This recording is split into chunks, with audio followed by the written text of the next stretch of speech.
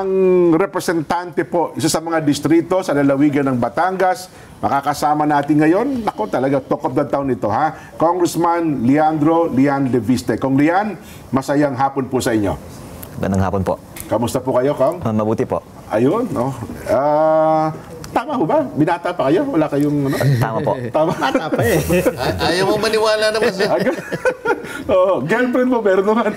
Ayun, huwag na natin pag-usapan. Baka malihis tayo sa Yun na nga. topic eh. Ha? Nako.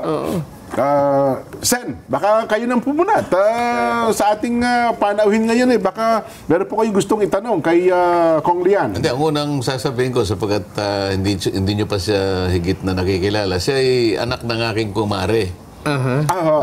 Senator Loren Ligarda. Nakasama ko ngayon sa Senado. Yes po. At siya, ang una kong pagkakataon na nakausap siya, mga siguro last week yun, Kong, no? Opo. Nakita ko sa kanya yung idealism talaga. Dapat ganun lahat ang mga kongs natin eh. Opo. Hindi lang dahil sa bata. Sana kahit na yung may edad na, yung idealism hindi talaga nawawala eh. Kasi pagka yung medyo tumanda na, kung kailan tumanda, doon na ano eh. Imbes na maging halimbawa, Opo. lalo kang ano eh, yung nakakalungkot na lalong-lalo na meron nga isang gustong ibahagi sa ating dapat mature, no? sa atin ngayon si Kong na hindi dapat na nangyayari. Tama Lalo po. na kung pag-uusapan ay yung paglalatag ng mga proyekto na makatutulong sa ating mga mamamayan. Yeah. Anyway, Kong, sige, sa kabatiran lang po ng ating mga kababayan, ba't nyo ho ba naging advokasya itong pagbubunyag ng mga hindi magandang gawain ng mga kasama nyo po sa Kongreso? Halimbawa nga po itong congressman na naging contractors, etc. etc. Kong. Ang issue po ay ang DPWH budget ay ibinibigay sa highest bidder. Yes, Kung ikaw po ay isang representante sa Kongreso, hindi ka bibigyan ng budget kung hindi ka papayag na sila ang pipili ng contractor at sa kanila mapupunta ang profit ng proyektong ito. At ito po ay open secret na nagkakaroon ng bentahan ng budget sa DPWH. Pero ako po ay may nakuhang ebidensya mula sa DPWH na pwede ko pong ibahagi. Ayun. Teka, gusto ko lang, ano bang nag-trigger sa inyo? Bakit sinimulan nyo po itong ganitong mga gawain, Sen? Kasi Kong. tayong lahat man po ay humahanap ng additional budget para sa ating mga distrito. Ayun, okay. Pero ang sinasabi ay palaging kulang. Pero kung willing kang magbayad, meron. Kaya parang as a member of Congress, parang of course, unhappy tayo dyan. Kaya gusto natin sana, simula ngayon, wala nang bentahan ng budget sa DPWH. Kasi first time congressman kayo, Kong, ano? Hindi nyo ba in-expect? Ito, mga kasama ko, mga matatagal na ito, matatanda na ito. Dapat ito nagtuturo ng kabutihan. First timer ko, babanggain ko ba ito mga ito? Hindi kaya parang, baka nagkamali ako dito Actually, sir, I think noon naman, hindi kasing lala ang bentahan ng budget sa DPWH. Pero in the last few years lang po talagang lumaki ang budget. Kaya mas lumaki ang pwedeng ibenta sa mga kontraktor.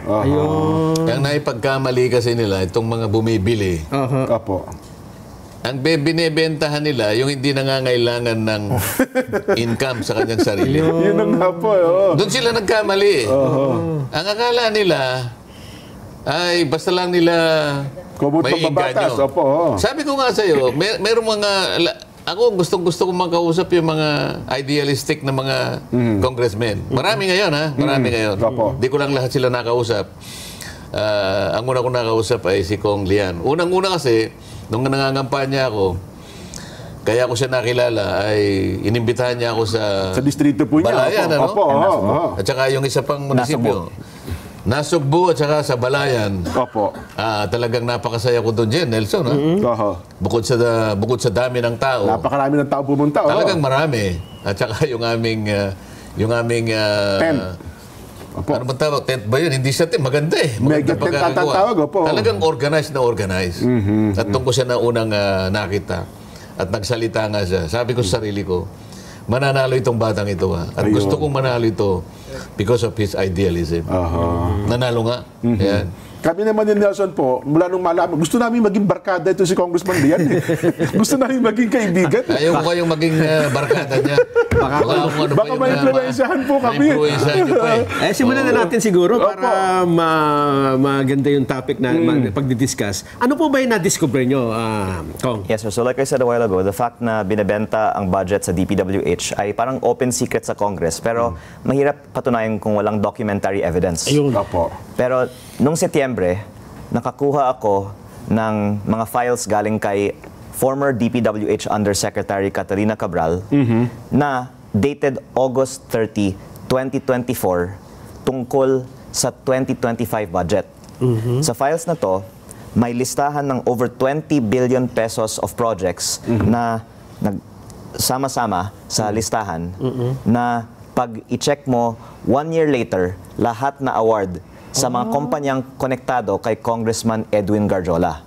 Ibig sabihin, advance na nakalagay. Either magaling manghula ang DPWH kung sino ang mananalo sa bidding o ito po ay patunay na luto ang bidding at hindi pa naaprubahan ng Kongreso ang budget, may listahan sa loob ng DPWH na kung sino ang mananalo.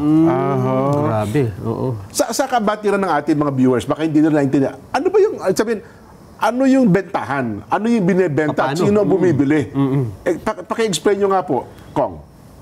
Basically, para ikaw ang maging contractor, Okay. normally, may kickback pag manalo ka na. Pero dahil mas advanced na ngayon, hindi pa approve yung budget, nag-a-advance na ang mga contractor. Para may assurance. Pero ang akala ng iba, pag-approve ng Kongreso ang advance. Pero ang lumabas nga din sa mga hearings tungkol sa DPWH ay paglabas pa lang ng NEP, meron na. Pero ang nakita ko sa listahang ito, hindi lang retail, wholesale ang bentahan. Kasi sa isang buyer, nagkaroon ng 22 billion pesos sa 2025 budget. Sino po ang namumuhunan? Kasi risky yan eh. Anong assurance ko na makukuha ko kung nagbigay nga ako ng pera? Yung mga may malalim lang na relasyon sa DPWH. Kaya si Congressman Garjola ang ating example dahil sabi niya, si Secretary Manny Bonoan ay kanyang ninong. At matagal na siyang nangongontrata sa DPWH. Kaya malakas ang loob niya na siguro magkaroon ng mga kasunduan sa mga opisyal ng DPWH dahil hindi po siya nabigo sa kanila siguro sa mga nakaraang mga taon. So kung namuhunan man siya, may assurance siya na kanya nga talaga mababawi niya yung puhunan niya. Yes, and pwede naman niyang ipaliwanag at pwede din ng mga opisyal ng DPWH ipaliwanag ang dokumentong ito. Pero base lang po sa dokumentong ito, nahula ng DPWH 1 year in advance na ang mga kumpanya konektado sa kanya ang mananalo sa mga proyektong ito. At ito'y kung hindi mo basta-basta nakuha kung saan-saan, kundi mismong official document ba ito? Opo, ito po ay internal file mula sa opisina ni Undersecretary Cabral. At actually, akala ko may kopyan ito ang ICI.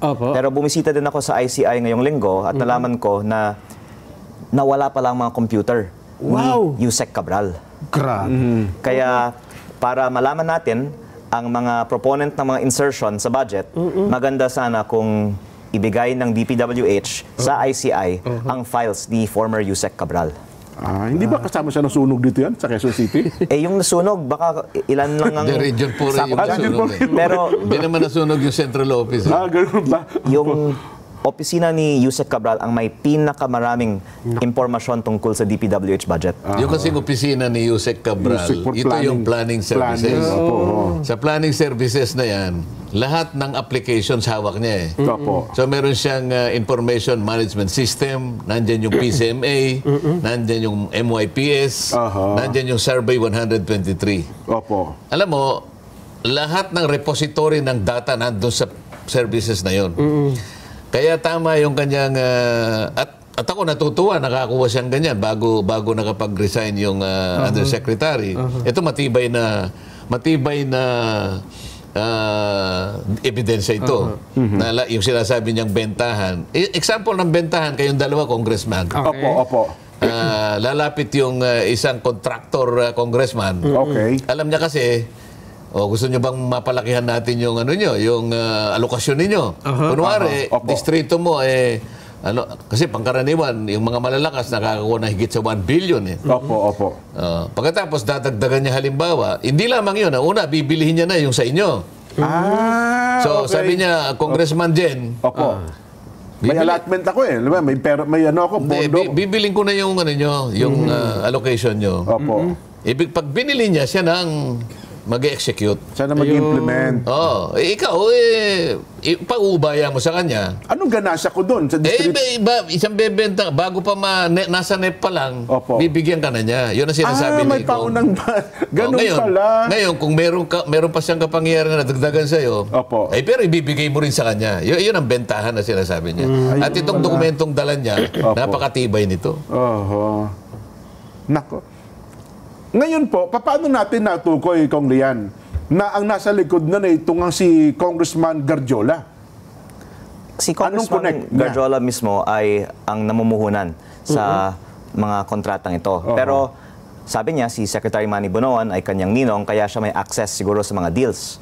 Pero marami po kasing mga politiko ay nagbigay din sa kanya ng mga projects over the years. At iilan sa kanila ay nasa gabinete ngayon.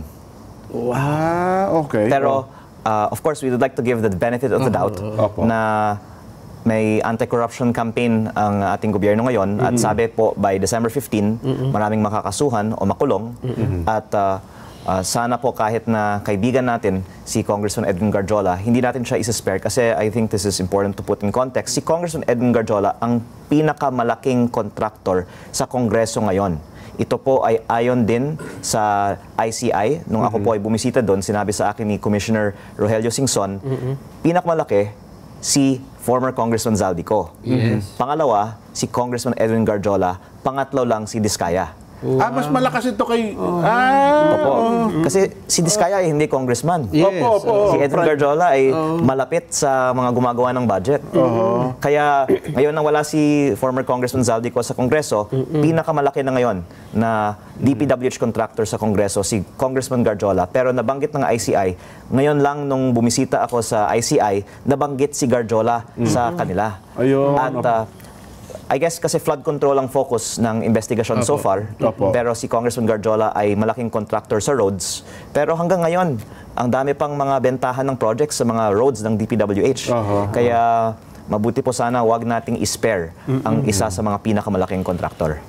Ibig sabihin yung kumpanya mismo ba? Sabihin, kumpanya ba mismo ni Congressman Garjola nag-i-implement ng project o ibinebenta rin niya sa ibang mga contractor sa bawat lugar? Magandang punto po yan. Sa aking distrito, 1/3 ay nasa pangalan ng mga kumpanya niya, 2/3 nasa pangalan ng ibang mga kumpanya. Pero alam ko kanya dahil kinausap niya ako, humingi ng tulong para aprubahan ng local government ang proyektong yon. At ang research po namin, sa buong bansa may 42 billion pesos sa pangalan ng kanyang mga kumpanya. Pero baka kung isama natin yung mga hindi na sa kanilang mga pangalan, ay mahigit 100 billion pesos ang mga kontrata niya, bukod pa sa mga nabenta niya na hindi natin matitrace kung wala po tayong documentary paper trail. So nationwide din pala ang operation niya, no? Opo, ang listahan pong ito ay baka 100 mga probinsya. At minsan hindi naman po kasama ang mga district congressman dito at may coin term nga po ng sagasa, di ba po? Na basta biglang may bilyong pisong proyekto sa distrito ng congressman, nasasabihin ng DPWH, iba yung nagpapondo ng proyektong yan. Ang pinag-usapan natin, Jen Nelson, ay itong bentahan ay isa lamang na component ng sistema na bulok sa DPWH na pinipilit kong ibaling sana doon. Although ang pinag-usapan muna sa ngayon ay flood control, pero ito mas malawak ito. Hindi lang flood control ito. Pati pala roads. Kahit anong klaseng government project, nabibigyan nila, na-impluensya nila dahil nga yung mga proponents, kagaya ng contractor ka na, congressman ka pa, napakalaking impluensya nun. Hindi pang karaniwang congressman yun, contractor, congressman, at may contact pa siya. Yung mga proponents, kasama doon sa system na pinag-uusapan sa Blue Ribbon Committee. Itong mga ito, isa lamang sa mga manifestation. Pero kung makikita mo, talamak na ito. Kung Lian, hindi ito magagawa ni Kong Garjola kung mag-isa lang siya. Natukoy niyo ba kung sino mga galamay niya sa Congress? At saka bukod, siyempre, sabi niyo, ninong niya si Congressman Manny Bonoan, si Secretary Manny Bonoan Well, in this case, yung mga projects niya ay nanggaling sa DPWH, hindi sa Kongreso. Kaya siguro meron certain amount ng budget na ang central office ng DPWH ay nag-allocate, doon siya kumuha. Yung 6 na project niya sa aking distrito ngayong taon, lahat nang galing sa DPWH, hindi po sa Kongreso na insertions. Tama yung sinasabi niya. Dahil sa NEP pa lang, sabi ko sa iyo, Oo, NEP pa lang. maraming stages yung pagbabloat ng budget. Opo. Dito lang sa NEP, Meron na pala. gagawin nila yun. Yung tinatawag nilang allocables. Nagagawa nila talaga yun. Ayun. Pwede silang pumasok doon sa pangako na, magkakaroon ka rito. Sigurado na. Ako nang bibili niyan. Pero hindi ibig sabihin na walang kinalaman ng mga congressman sa budget mula sa DPWH kasi para hindi halata ang insertion ngayon, ang ginagawa, pinapasa na lang ang listahan sa DPWH tapos pinapalabas ng DPWH na galing sa DPWH ang mga proyektong yan. Pero tumitimbre pa rin, tumitimbre pa rin sa mga district congressman. Nanggagaling ang mga listahan sa mga Sa district congressman. congressman. Kasi sila nagsasubmit ng project sa kanilang lugar. Magkakutsaba talaga yun. Ang facility kasi ngayon, dahil nga sabi ko nga sa'yo, si Yusek Cathy Cabral, planning services, ang daling ipihit yun eh. Ang daling ipihit, sasabihin lang, madali niyang gawin, sapagkat nasa kanya yung mga applications eh. Yung IMS nandun. Ayun. Pati nga yung tinatawag na HDM4, yung density ng road. Opo. Pwede niya sabihin na, yun, dapat anuhin na yun. Pati bridges nasa kanya. So, pwede niyang ipihit sa pakikipagtulungan itong mga kontraktos. Hahanapan niya ng avenue kung saan-saan lahat. Kaya makukuha nila eh. So, sasabihin nilang density ng road system na to, ito yung mga i-repair. Kaya na sa isang araw pwedeng i-drawing lahat yan. So, ang connivance talaga, DPWH at saka yung proponents nandun sa Kongreso. Talagang nangyayari yan. Yun pala. Nako. Pero dahil sa pagbubulgar niyong ito, ano ang naging reaction po ng House leadership, Kong Rian? Actually, maraming mga miyembro ng Kongreso ay galit din kay Congressman Garjola kasi parang sobra naman ang ginagawa niya. Kahit na maraming ibang mga congressman gumagawa ng pareho sa ginagawa niya dahil napakaraming mga kontrata ang nakuha niya sa DPWH at napaka-extravagant ng kanyang lifestyle.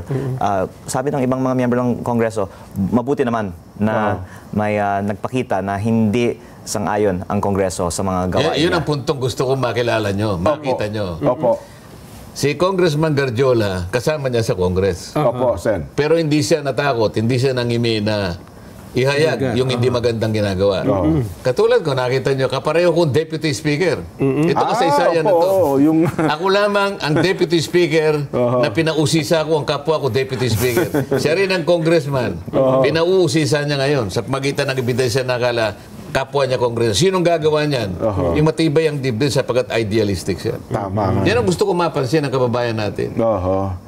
Kailangan natin ng mas maraming ganyan. Kailangan nating maraming Lian.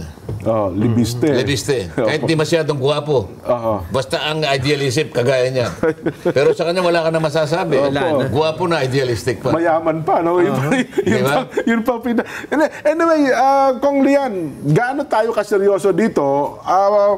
Ano ang goal mo rito? Kung ikaw ang tatanungin. Unang-una, ang sagot ko sa una niyong tanong ay gusto ko tama ang sistema ng pag-allocate ng budget at wala nang bentahan sa 2026. Ngunit sa research ko, meron bentahan mula sa DPWH hanggang ngayon. Hanggang ngayon. At ako po ay nakikiusap sana na yung budget na ginawa ni former Secretary Manny Bonoan at Undersecretary Cabral, na yun pa ang nakasalang sa Kongreso at sa Senado para sa 2026 ay rebisahin natin. Ngayon na nalaman natin na may ganitong sistema pala. Pero malaki na ata na bawas, di ba? Ito sa panahon ng Secretary Bins. Opo, pero yung natira ay galing pa sa Bonoan at Cabral time. At may mga bago pa ring mga insertions mula sa team ni Secretary Vince para sa mga lugar na konti lang ang tao at ang balita po, Sen, ay kung saan may congressman na contractor, nagkakataon, doon din, malaki ang budget. Kaya ako po ay hindi nag-reach ng conclusions. Pero nagtatanong lang ako, bakit kaming mga distrito na maraming tao, maraming pangangailangan, hindi kami nabibigyan ng budget? Pero maliit na distrito, pero ang congressman ay contractor, binibigyan ng malaking budget. meron siyang sparring partner dyan sa Congress na dating representante din ng yung party list group ni Kong Garjola, yung di ba yung construction workers yan, di ba? Ang unang representante po niyan si Congressman Romeo Momo di ba? Na tumakbo sa district. Ang nagpapalit sa kanya, si Garjola. Dating DPWH. Dating DPWH Undersecretary. Wala ba kayong imbestigahan lang? Hindi tayo nagpaparatang. Kundi, baka naman, may mahukay din kayo, Kong Lian. Naku, Sen, gagawa tayo ng bagong mga kaaway dito. Si Kong Momo po ay chair ng Public Works Committee. Ayun na nga po, isa pang chairman ng House Committee on Public Works. Ako po ay nakafocus po kay Kong Garjola dahil may proyekto siya sa aking distrito. Ayun. At ito po ay para sa interes ng aking distrito. Di ba alin dyan, yung pinangangambahan niya na maring nauulit pa rin sa 2026 budget. Di pa naman tapos yung plenary debates namin. Kung makakuha ko sa kanya ng mga matitibay na ebidensya na nakaraan, ang dami pang nakasabit na mga bentahan dyan. Tama po, tama. Pipilitin natin na maihayag yan, ma-address natin, mabawasan kung kinakailangan. Hindi man lahat, dahil sa alam mo, napakahirap talaga niyan. Opo. Pero gagawa tayo ng paraan na ma-address natin ang malaking bahagi niyang bentahan na yan. Kong Lian, bitin kami. Pwede ba magkaroon tayo ng part 2? Malapit na naman ata. O kaya gusto nyo, kayo ang pang-Webes namin. Ano ho yung mga mahalagang bagay po nandiyan sa gusto nyo sabihin sa ating palatuntunan? Meron tayong mga ilang minuto po. Baka meron kong kaming hindi na itanong na importante po masabi ninyo, Kong Lian. Well, I think the most important thing is to fix the budget moving forward. And tulad po ng nabanggit ni Senator Marcoleta, na nasa Senado pa naman ang budget ngayon at sana hindi mauulit ang ganitong sistema sa DPWH. Ang inyo pong mensahe sa ating mga followers, viewers, etc. Kong Lian. Maraming salamat po sa opportunity to guest on your show and I hope to be back again. Yes po. Gawin na natin kayo regular dito. No? Biglang dami ng followers at viewers natin Sen, baka may mensahe po kayo sa ating mga taga-subaybay. Wala na tayong oras Oo nga po. Meron Siguro pa po na. magpasalamat na lang 3 tayo. minutes po, Sen. Pasalamatan natin si Kong Lian sa kanyang mga inihayag. Makakabuti po ito sa ating bansa, lalong-lalo na po sa paglalatag ng ating mga budgets. Opo. Ayan. Kung ang ating po mga kaibigan mula sa buong Zamboanga, ang Kadyo Salvador, sabi niya, Jen, pakibati naman kay Senador Marcoleta, nanonood po sina Lynn Salvador, Gilbert Salvador, Cheng at Casey Salvador ng Calamba, Laguna, sina Cecil at Daniel Barion. Daniel Barion ng Maryland, USA. Big fan po ninyo sila. Abante ko ng happy birthday, Ruth Rinco Lucban, 50th birthday, at si Glenda Soraya Balakidan ay happy birthday din po sa inyo. Ayan. Ang mga taga Taipa, Macau, si Kuya Louie Quintana ay nakasubaybay sa ating palatuntunan. Merong pagbati dito, sa prompter, ihabol natin, meron pa tayong, wala na? Wala na. Yung mga nagpapabati, pasensya na po kayo, huwag kayong magagalit sa amin. Gusto nilang tapusin na natin para makapagpa-picture daw. Opo. Bawal po muna picture ngayon. Bawal. Opo. Muli po, maraming salamat sa inyo, Kong Lian. At sa susunod po, ito ang ating palatuntunang saganang mamamayan. Programang paborito ng bayan, dahil po Friday today. See you on Monday. Bye!